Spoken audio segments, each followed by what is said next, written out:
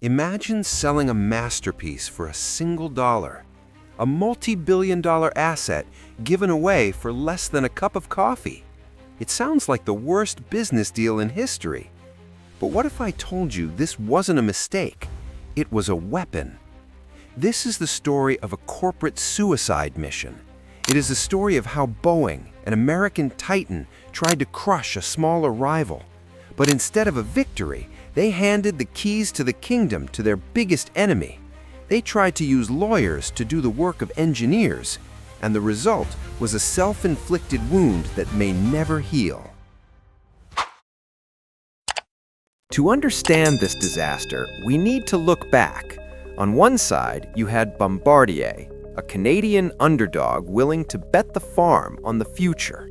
They decided to build a plane from scratch, the C-Series. This wasn't just a fresh coat of paint. It was a technological marvel. It had advanced carbon fiber, a wider cabin, and revolutionary engines. It was a massive risk that pushed the company to the edge. On the other side sat Boeing, fat, happy, and incredibly lazy. Instead of innovating, they kept repainting the 737, an airframe designed in the 1960s. They ignored the technology gap. They assumed no one would challenge them. They looked at Bombardier's struggles and laughed. But the wake-up call didn't come gently. It hit Boeing like a freight train. Delta Airlines placed a massive order, 75 C-Series jets. That was the moment panic set in. Boeing had told the world the C-Series was just a small regional plane, a hopper for short trips. But the Delta order proved them wrong. It was a superior aircraft. It was lighter, it burned less fuel, and passengers loved the wider seats.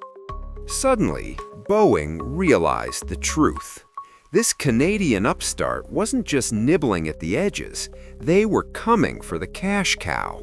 The C-Series was a direct threat to the 737 empire, and Boeing had no engineering answer for it.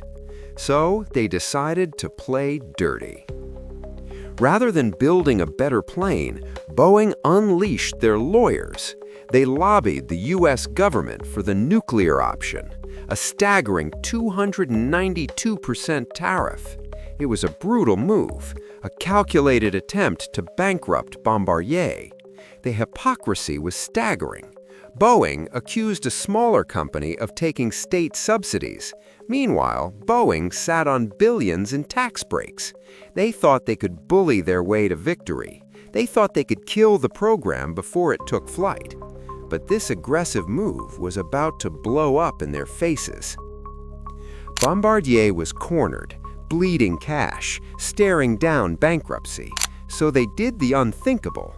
They called Boeing's arch nemesis, Airbus. In a secret deal that shook the industry, they handed over the program.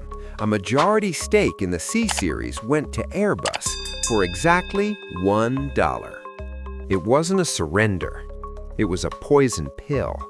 By trying to kill the plane, Boeing forced Bombardier to give it away. They gave it to the one company with the power to make it a success. Boeing had created a monster. They united their two biggest threats under one roof. With Airbus at the helm, the tables turned instantly. Airbus already had a factory in Mobile, Alabama. They realized a legal masterstroke. If they assembled the jets in Alabama, they were made in America. The tariffs applied to imports, but these were domestic planes. The 292% tax vanished into thin air.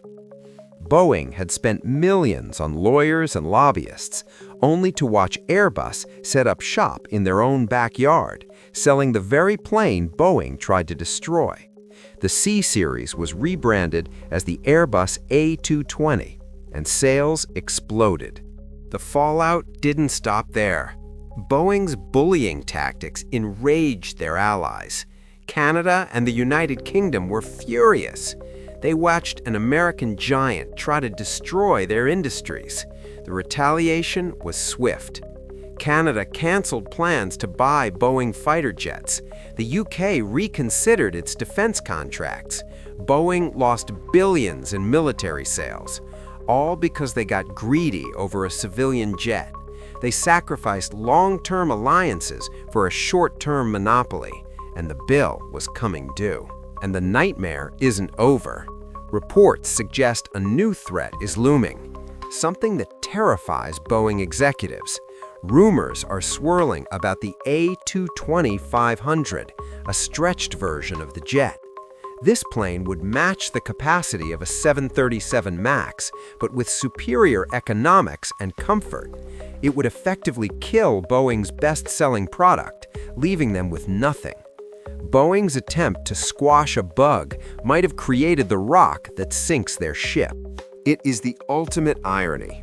Instead of destroying a small competitor, Boeing handed revolutionary technology to their biggest rival, free of charge. They alienated allies, they lost military contracts, and they invited Airbus to manufacture inside the United States.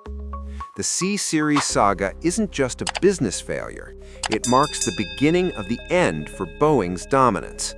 They paid a heavy price to learn a simple lesson: you cannot litigate your way out of being out-innovated.